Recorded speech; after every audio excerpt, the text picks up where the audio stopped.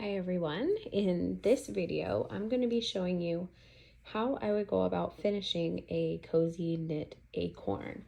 So if you're following along with the acorn patterns in the Cozy Fall Vibes pattern bundle, hopefully this video will be helpful for you. If you haven't seen that pattern bundle that I've just released, check the description and I'll put the link there for it. You can follow and purchase the pattern bundle for yourself. It's got pumpkins, these cute cozy little acorns, and harvest corn, and all kinds of fun stuff. So I'm going to show you guys how I will finish these.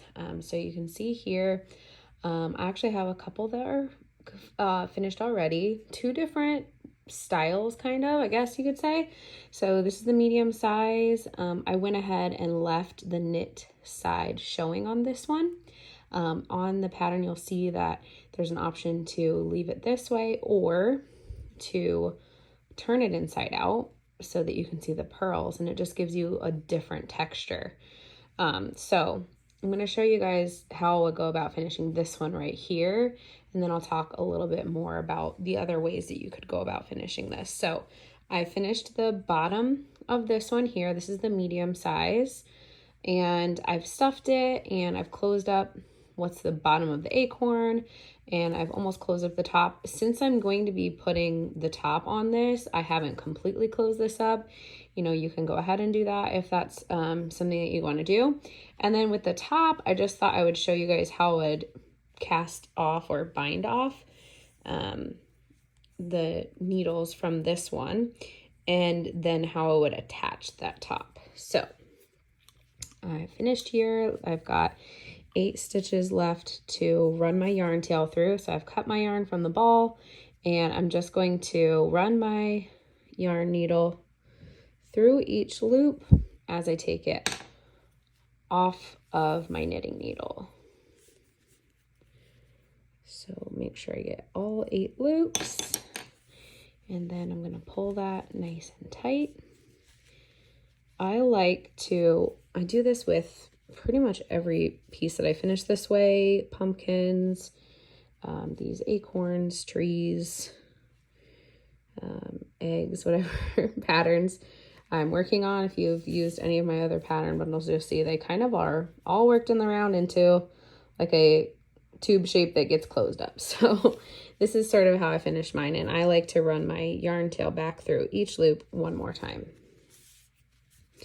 Okay, then pull it nice and tight.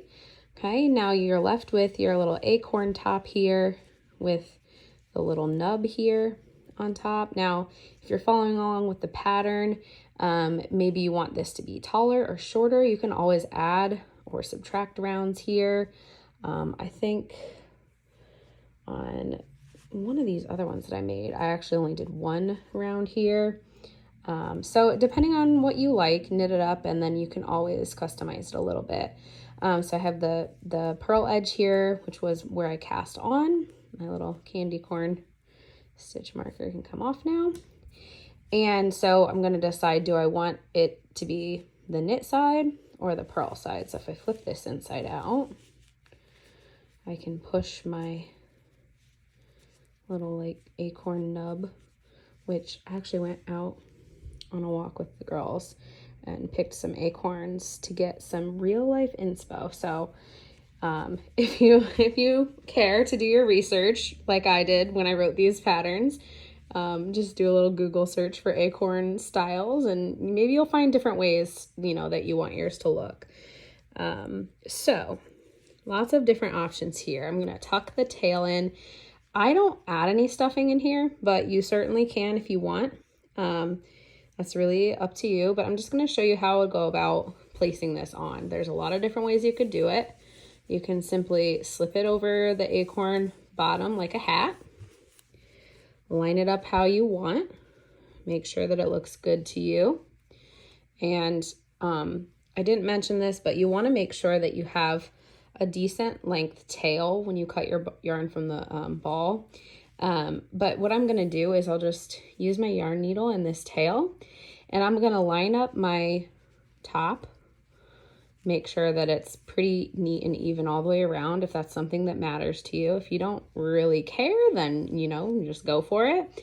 But I basically, for this one and this one here, I just followed around and I just used my yarn needle. I'll show you a couple here, even though I may not leave this one attached this way, but I have another one that I can show you guys. So I'm going to use my yarn tail and I'm just going to go through one of the little V loops here and then up through one of the loops in my acorn. So like that, pull it, and then I'm just going to continue around like that. And it doesn't need to be perfect. Now, if you want to go through each and every individual stitch, you can do that. You could just go through a couple of the stitches if you want. All right, but I'm just going to continue like that all the way around, which is what I did here. I'm not sure if you guys can really see how it looks, how I finished that. Same thing here. And like I said, you don't necessarily need to go through each and every loop. This one, I think I only did like, I don't know, every like 3 loops or something like that. Enough to keep it stuck on there. All right, so you'll go all the way around.